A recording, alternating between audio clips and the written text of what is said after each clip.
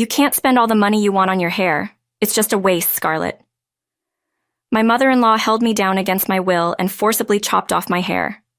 Scarlett, who always bullied me, had done many terrible things to me, but this act was unforgivable. How much I had cherished my hair until now. Having my precious hair chopped off by her, I decided I couldn't live with Scarlett anymore and returned to my parents' house.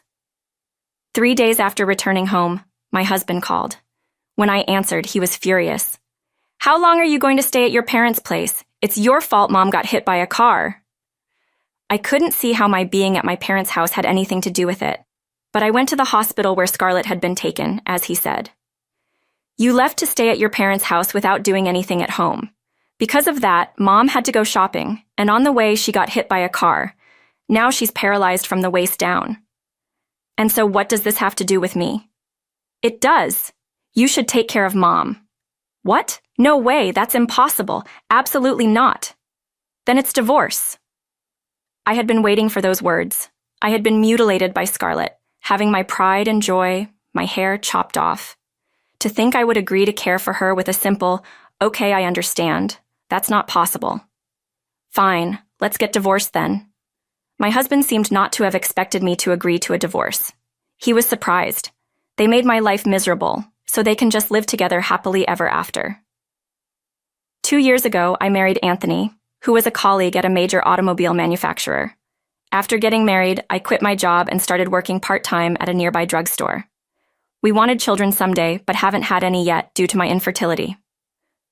"Amelia, don't rush. It will happen someday." Whenever I got depressed about not being able to have children, my husband always comforted me with kind words. He's busy with work and comes home late every day. I handle all the household chores while balancing my part-time job, which is quite challenging, but I felt truly happy having married a kind man. One day, half a year into our marriage, my husband and I both had a day off and were preparing to go shopping together when his phone rang. "What? Dad?" He turned pale as he answered the call. "What happened? Dad, he's dead." I never imagined his always energetic father would die. We rushed to the hospital where his father had been taken. Why? Why so suddenly? In the hospital room, Scarlett was crying and clinging to her husband. The shock was unimaginable. His father died of a sudden heart attack. It seems Scarlett found him already passed away at home. Since his death, Scarlett has lost her spirit, and she seems distracted even when my husband calls her. You know, leaving Mom alone like this is a bit dangerous. Yeah, she seems really distressed. If you're okay with it, Amelia, can you live with Mom at your parents' house? If we all live together, Mom might cheer up. I agreed to my husband's suggestion. Fortunately, we hadn't bought a house yet, and were living in an apartment, so moving was easy. As his son's wife, I wanted to do something for her. If living together could help Scarlett regain her spirits, so 1 month after my father-in-law's death, we moved to the in-laws' house. But I never imagined that this decision would lead to such a terrible outcome. The day after we started living with Scarlett at the in-laws' house, I was awakened by her yelling, "Wake up! Are you still sleeping? Get up and prepare breakfast." Is it that late already? Groggy, I checked the clock on my pillow and it was still 6 a.m. "Scarlett, it's only 6 a.m. What are you talking about so leisurely? It's normal for a wife to wake up before 5 a.m., clean the house, and prepare breakfast." I was being forced to accept Scarlett's values. Reluctantly, I decided to prepare breakfast as she demanded. Even while I was making breakfast in the kitchen, Scarlett's nagging comments didn't stop. "Don't be lazy just because you don't have children. You have it easy without kids." Scarlett kept insisting to me that life must be easy without children. Even before living together, she used to say, "I want to see my grandchild soon." She seemed displeased that I haven't been able to conceive. Well, it's a blessing that's not easy to come by. It's not your fault for being infertile. If you're so slack, hurry up and get fertility treatment and have a child. Being unable to have a child, you're such a failure. I couldn't help but argue back with Scarlett. This led to her starting to bully me from that day on. "Can't you even do something this simple? You think this is clean? Piling up laundry like this? Why don't you do it more often?" Scarlett started to complain about everything I did. Juggling part-time work and household chores, I might not have been perfect, but I'm not free enough to do everything flawlessly. A week after the bullying started, mentally exhausted, I talked to my husband about Scarlett when he returned home from a company drinking party. "Hey, Scarlett has been complaining about everything I do lately." "What? Household chores are the wife's job, right? Mom used to do it all without complaining." "That might be true, but it's impossible to be perfect. I also have a part-time job." "Stop making excuses. Is that all you want to talk about? I'm going to bed." My husband didn't take me seriously. Without the support of my husband, who I thought was my only ally, I had no choice but to endure Scarlett's bullying. Taking my silence as a sign of weakness, Scarlett's bullying escalated. One day, after finishing cleaning up breakfast and returning to my room, I found Scarlett rummaging through my closet. "Scarlett, what are you doing?" "You only have such plain underwear." Scarlett was holding my underwear in both hands. "Hey, don't go through my things without permission." "Dressing so unattractively. No wonder Anthony doesn't pay attention to you. Wear something that catches his eye a bit more. When will I get to see my grandchild?" It didn't need to be said every time. It comes down to wanting to see her grandchild. I want children too. I'm even undergoing fertility treatments, wishing for a child. Without knowing how I feel, Scarlett relentlessly threw harsh words at me. I stood there, unable to say anything back to Scarlett. A week later, that day, my husband was out for a business golf outing, and only Scarlett and I were at the in-laws' house. As usual, I woke up early to make breakfast, cleaned up, and started doing house chores. But Scarlett seemed in a bad mood. While I was cleaning the living room, Scarlett sat on the sofa, constantly fidgeting. "Why are you fidgeting like that?" I had to ask Scarlett. "Your shampoo seems to be quite expensive." "Oh, I've always taken good care of my hair. I've always been confident about my hair since I was young. Since childhood, I have received many compliments about my long, straight hair and put a lot of effort into its care." "Why spend money on your hair? Why not spend more money on fertility treatment?" "Treatments and the shampoo are paid for with my part-time job earnings," I said. Scarlett laughed ominously. She stood up, came over to me, and wrapped my hair fiercely. "It hurts! Please stop!" Scarlett started cutting my hair with scissors she held. "It's your fault for having such long hair." After Scarlett cut my hair for a while, I realized it was as short as a man's. Tears streaming, I stood there in shock as Scarlett, with a malicious smile, returned to her room. My pride, my beautiful hair, was gone in an instant. All that effort I put into it, for nothing. I couldn't take it anymore. I couldn't live with someone like her any longer. So I messaged my husband. "I'm going back to my parents' house for a while," and left the in-laws' house in a hurry. I will never forgive Scarlett. On the way back to my parents' house, I was filled with intense hatred toward Scarlett. 3 days later, my husband called in the middle of a weekday. "Hey, how long are you going to stay at your parents'? Come back here soon." He hadn't contacted me since I left, and now this. "I'm not coming back. Scarlett cut my hair, which I cherished. I don't want to see her face, and I plan to stay away for a while." When I firmly told my husband I didn't want to return, he suddenly became furious. "Your hair doesn't matter." His sudden, loud voice made me pull the phone away from my ear. "What's wrong with you? Mom had an accident. Come back quickly."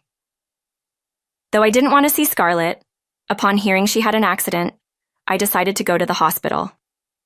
After about an hour, I arrived at the hospital and entered the room to find Scarlett lying in bed with a breathing machine.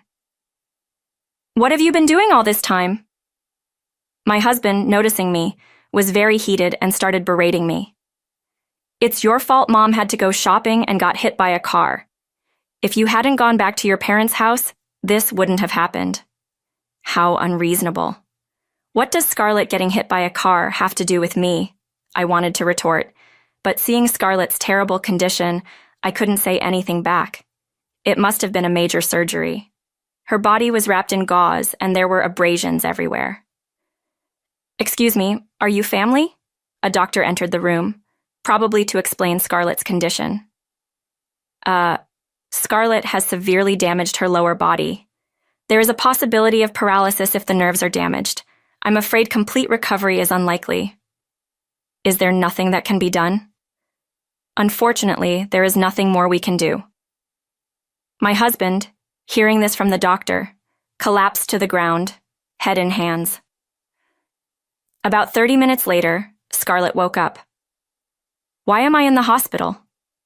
Mom, thank goodness you're awake. You were hit by a car and brought here. More importantly, can you move your legs? I can't move them. Why?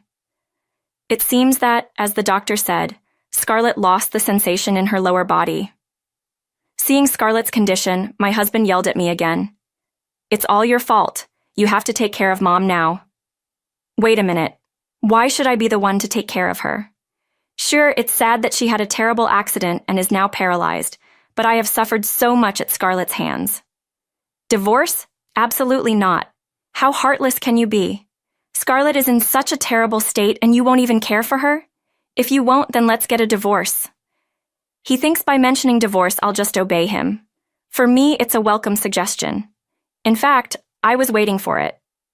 Sure, I have no problem with getting divorced. What? The moment I agreed to the divorce, my husband was shocked. He probably never thought I would actually go through with it. But you only work part-time, right? You don't earn much. Can you survive?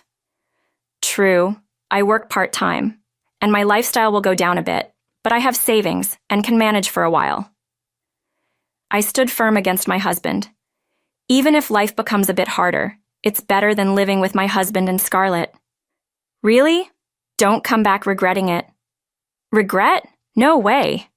It's better to live alone than with a wife abusing Scarlett and a husband who never listens to anything I say. Saying that, I pulled out divorce papers from my bag. I had taken them when I left the in-laws' house. Sign quickly before you change your mind. My husband, prompted by me, signed the divorce papers. As he threw the completed papers at me, he said, "Here, suffer through a hard life. You too. Live well together." I was about to leave the hospital room but remembered I had something to say to Scarlett. "Oh, right, Scarlett. You cut my hair without my permission, remember? I'll never forgive you for that." After conveying that to Scarlett, I submitted the divorce papers on my way to the in-laws' house to get my things. Memories with my husband came flooding back, but in the end, he probably only ever cared about himself. To him, I must have been nothing more than a convenient housekeeper. When I called my parents to inform them of the divorce, they warmly told me to come back home. They said they would support me financially until I found a job. A month later, back at my parents' house, while continuing my part-time work, I decided I couldn't rely on them forever and started job hunting. Fortunately, with my bookkeeping qualifications, I was hired by a small construction company nearby and managed to find a job.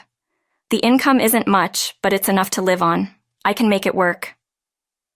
As I was enjoying my new life, one day my ex-husband suddenly came to my parents' house. "Amelia, please open up." I was frightened by my ex-husband, who was shouting loudly through the doorbell. My parents were out that day, and I was the only one home since I had the day off. Of course, he didn't know I was off work. Frightened by his sudden visit, I decided to talk to him. "What do you want now? Go back." "Please come back home." "What? No way, we're divorced. Why should I come back?" "Don't say that. Taking care of Mom is easier than part-time work, right?" How selfish can this man be? Thinking taking care of Scarlett is easier than part-time work. No way. Working part-time is much better. Who wants to take care of Scarlett? Is that all? Just go back. I tried to send him away quickly, but my ex-husband wouldn't leave. Instead, he kept shouting at the entrance. This was becoming a nuisance to the neighbors. Reluctantly, I opened the door and let my ex-husband in. "Please, just this once. If we don't remarry, can you visit Mom?" He was so persistent that I reluctantly agreed to visit the former in-laws' house. Upon arriving and entering the house, Scarlett's angry voice was immediately audible. "Where have you been?" Scarlett's grating voice made me feel miserable. I thought I would never come here again. Entering the living room, I was shocked by the scene before me. What is this situation? Sandwich containers were scattered on the table and floor. Half-drunk bottles rolled carelessly around. Scarlett's care must be challenging, impossible to do while working. What are you dawdling for? I need to go to the bathroom. Help me now. Mom, what about the helper? Didn't we arrange for one today? I don't need such useless people. They can't do their jobs properly. Scarlett, now wheelchair-bound, had become even more difficult, lashing out even at her helper. That's why she's been refused by facilities, as my ex-husband mentioned, and I understood why. Hey you'll do. Take me to the bathroom now. Scarlett noticed me and demanded help, but she's a stranger to me now. Why should I help? Are you referring to me? I have nothing to do with you now. Ask your son. Such an insolent girl. Scarlett, infuriated by my words, threw a nearby bottle at me. She tried to hit me but lost balance and fell from her wheelchair, It's your fault I ended up like this. Take responsibility. Scarlett glared at me from the floor, but I was no longer afraid. Responsibility? Why should I, who's no longer your daughter-in-law, take care of you? I haven't forgiven you for what you did. Don't say that. I know it's shameful, but I can manage daily life in this state. Please, let's start over. Start over? Don't say that so lightly. I can't listen to you now. I managed housework while working part-time, so you can do it too. I regret not helping with the housework and always siding with Mom. Please give me another chance. My ex-husband begged and apologized deeply, but his actions didn't move me at all. My ex-husband kneeling and Scarlett lying on the floor, I spoke to them with contempt. No matter how much you apologize, I won't return to this house, take care of Scarlett, or reconsider things with Anthony. Really? Such a heartless wife? Don't you feel sorry for me? Scarlett still glared at me. She doesn't understand her position. Such an attitude is why no one wants to deal with her. Yeah, I don't feel sorry for you. It's your own responsibility. Now, I'll be leaving. Wait! My ex-husband desperately tried to stop me from leaving. Fed up, I turned to him. If you keep following me, I'll call the police for stalking. And if you come to my parents' house again, I won't hesitate to report you. After saying that, my ex-husband fell silent. This should stop him from bothering me anymore. They're reaping what they sowed. After treating me poorly, they should live together happily. Since then, my ex-husband hasn't unexpectedly visited my parents' house, and I have been living peacefully. I got used to my job and even found a new boyfriend. My private life was going great. One day, I received a message from my ex-husband. It's been a while. I lost my job after that. I got tired from taking care of Mom. I'm job hunting, but it's tough to find employment, so I'm barely getting by with part-time work. Mom had to be hospitalized again, but she might be discharged due to bad reviews from the nurses. Sorry for sending such a sudden message. I really regret the trouble I caused you. After reading the message, I deleted it. He probably thought appealing to my emotions might bring me back to him. Their situation feels almost refreshing. I have started a new life. I don't want any more involvement with them. I spent too much time on them, not myself. Now, I'll use my time for my own happiness. If I ever marry my current boyfriend, I'll never live in the in-laws' house. I don't want to go through that again.